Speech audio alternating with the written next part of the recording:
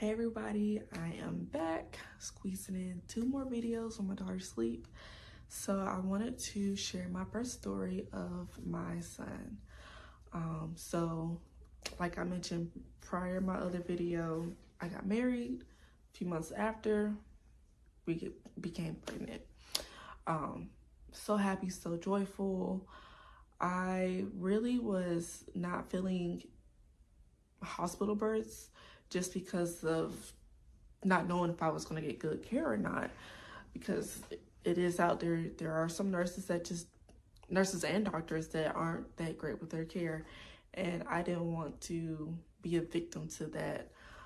So I had discovered, so we were in South Carolina, and in Georgia, in Savannah, Georgia, there was a birth center, and unfortunately they just closed, I believe, like last week. But there's a birth center there, and TRICARE covered. I got my care switched over to them, which I'm very glad, because I was still working at Lowe's at the time, and I was working in the seasonal department. You got to get on like the equipment and stuff, and I needed my accommodation, and the doctor she was actually a midwife, but I saw her, at the OBGYN office, and she would not write my accommodation at all. And I'm like, well, do you want me to get hurt at work if I'm like on one of the, equipments and like moving heavy stuff around? Because without it, they want me to do certain things, and I can't do that, being pregnant. And it took someone else, an OBGYN, actually writing it for me. And I have my own personal opinions and feelings when it comes to like male OBs, but he was great. He was very understanding, very sweet, and was like, yeah, no problem, I'll write this for you right now. So he did that, and I got my accommodation for work. But yeah, so I really was nervous and scared, but excited. I don't know what birth is about to be, so it's like, all right. Like I said, I was getting my care at the birth center, and then once I hit some point in my 3rd trimester, my son or my belly measurements weren't tracking right on time as they were prior, so his growth had kind of slowed down in a sense. So with that, they wanted me to go to the high-risk place to get ultrasound scans like every week. And driving from where we lived to Savannah was like an hour, so I'm like, I'm driving an hour every week. Jeez, okay. So, but it was like the same time every week. It wasn't too terrible. But I would get my scans every week, and the goal was to get him to the 10th percentile so that I could birth at the birth center, because that's what I wanted. He ended up being in the 10th percentile at 38 weeks, but I had like very low amniotic fluid. So with that, they're like, okay, well, he's 10th percentile, good news, but bad news, you've got to get induced now because you have like really like little to no like fluid. So I'm like, well, like, no, I'm going home. Says who? I was not having it. I'm like, you want me to get induced and have this baby here at this hospital? I'd rather have this baby at home. I do not want to have him at this hospital. So I'm like, boo-hoo, not boo-hoo crying, but I'm like, I'm just crying, got tears rolling down my face. I feel like I'm feeling scared. I'm feeling nervous. I'm feeling like disappointed within myself in a sense, because I'm like, well, is it something that I did wrong? Why, like with the whole fluid, like I didn't understand like where'd the fluid going? I wasn't leaking anything. So I'm like, where'd it go? So the high-risk place was connected to the hospital. So they walked me over from that building to the other building, And the nurse who walked me over, she was trying to be in like high spirits and like, I guess, get me a little, I guess, excited. But I'm like, I'm scared for my life. I don't want to be here. So we got to my room. The lady comes in, or the nurse comes in to bring like the gown, and I'm like, well, I have my own gown that I would like to wear just to try to feel comfortable. And they're like, okay, well, we'll, you know, get you started in a little bit and talk about some options. Like I said in my last video, I hired a doula. I called her to let her know that they wanted to induce me because X, Y, and Z. And I didn't have my stuff, like my bag, hospital bag, all of that, didn't have anything. So my husband had to leave to go get it and come back. So I wanted to wait until my doula got there just to like kind of go over options and see what was what.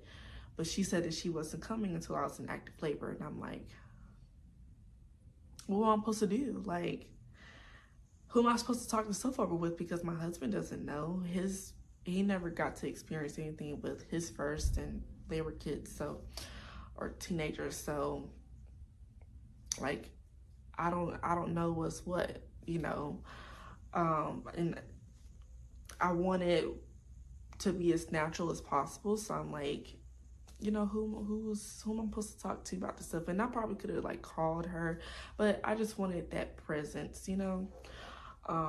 So we just kind of talked about stuff and going over things. I ended up doing the Foley bulb method to get induced.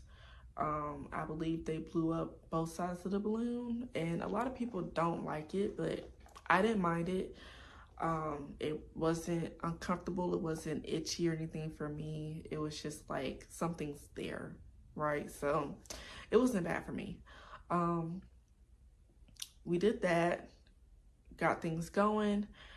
The balloon itself got me from 0. I was at 0 when I came in. It got me from 0 to 7 to like about 6-ish, maybe 7 centimeters.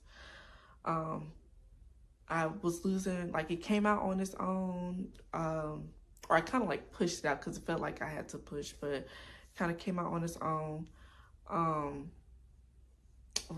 Had my like the bloody show, mucus plug and everything coming out. So yeah, from that point on, I had nothing else. I didn't have any Pitocin or anything, and eventually my doula came, and I'm not aware of, or I wasn't at the time aware of like movement and different position changes and all these things. I didn't get the chance to do like a childbirth class or anything like that. And I didn't have any handouts either of things to look at for me and my husband to try while we were just waiting on her to come. She came, I was happy to see her, and pretty much I feel like I needed a whole lot more hands-on support, and I didn't know really like what to do. What is good? Is movement good? Should I just stay still? And of course, like, labor pains are tough. So I just wanted to just lay there and just like squeeze the bed. She did offer to try and use the peanut ball, but like just moving period, it just hurt so bad. I just couldn't. So my plan was to go natural, no epidural. I ended up getting one. She was kind of like, oh, you know, like you're 7 centimeters, you're like 7, 8, like you're almost there. You can do it. And I'm just like, lady, I'm over here in pain and nobody's helping. So I'm gonna get this epidural. Got the epidural. I was able to take a nap for a little bit, and I feel like maybe 2 hours later, if that, I was complete and it was time to push. I did not want to be in my butt. I did not want to be on my back. And knowing what I know now, I could have turned to the side, or even with like the epidural dosage, if it wasn't that much, but just enough to take the edge off, I could have moved, I could have flipped, I could have got on my knees and rested on the bed. Like, there's options. It just requires support. That's it. But I did not want to be on my back and my butt at all. And I ended up being on my butt in like a reclined sitting position. Really wasn't happy about it, but it was just kind of like, we're in this moment and it is what it is now. This also was a teaching hospital, and I just feel like it was too many people in the room. I don't know how many people was in the room for sure, but I just know there was like 2 or 3 doctors just trying to like give support. There's like maybe 2 nurses and like the doula and my husband. It's too much. And I feel like if you know that someone wanted a more intimate setting at a birth center, because that doesn't happen there, then why is everybody just welcoming themselves into the room? So that is something I put on my birth plans that I do with my clients, with my moms. Like, how do you feel about students and like extra staff? Because it can be overwhelming. Or if you don't mind, then like, you know, I want to know so I know how to advocate for you and just say, hey, I don't think she wants all these people in here. Can we just have who's assigned or whatever? So, yeah.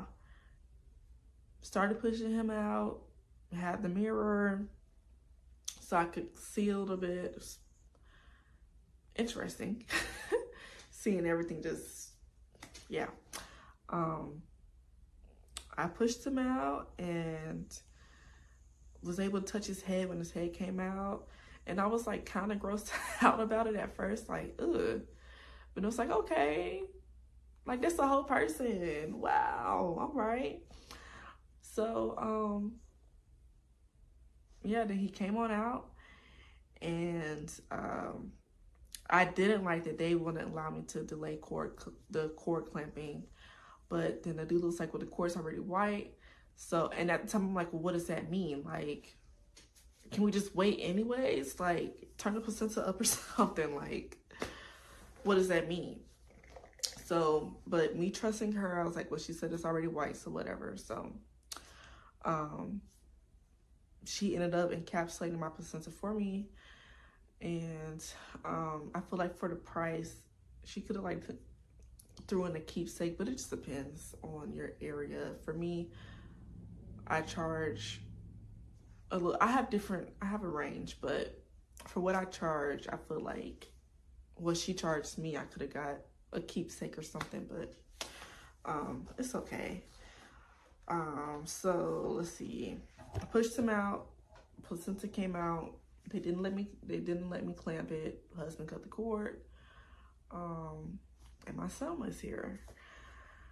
My postpartum stay was pretty good. No issues with him, no issues with me. And we went home in like 2 days. He, maybe because of the epidural, he was like kind of sleepy. So it took a minute to get him to wake up to feed sometimes. But he wasn't too terrible. But tried to work out the breastfeeding. Had a mix of the formula in the beginning. Didn't really want to, but I feel like lactation was like decent in the hospital.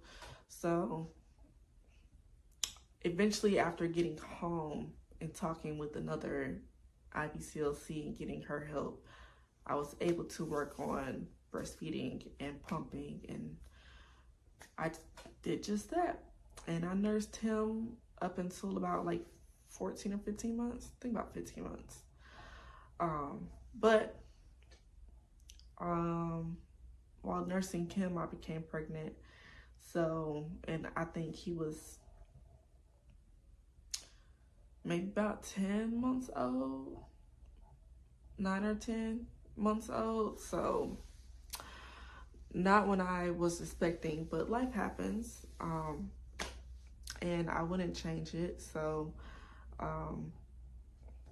yeah, so we kept going through that journey of me being newly pregnant and still breastfeeding him.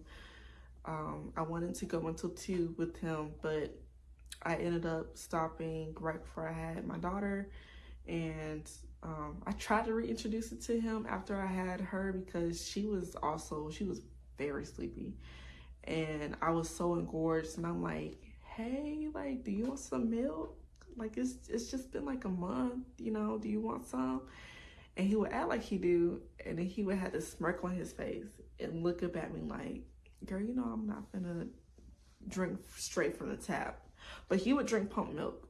So yeah, that was sad. But that was pretty much like my birth story. I feel like it could have went a whole lot better if I got more hands-on help with just pain management and different positions to help like get him down and get him ready to come earthside. So I feel like it was okay. It wasn't traumatic, but there are a lot of things I would have changed. A lot. And then I didn't like the pediatrician when she came in. She came with all her students and they crowded around the like bassinet where the babies get examined. And like I can't really see him, and she's trying to talk to me, and I'm like, and I'm trying to signal to my husband, like, can you get up and go see, like, you know, go check on him? And men are so clueless.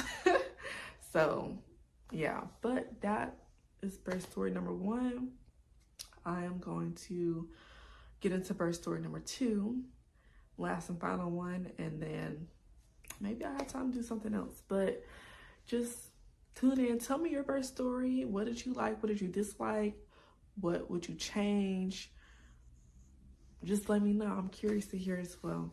So thanks for tuning in and listening and watching, and make sure you like, subscribe, comment, and tell me your birth stories as well. So thanks for tuning in.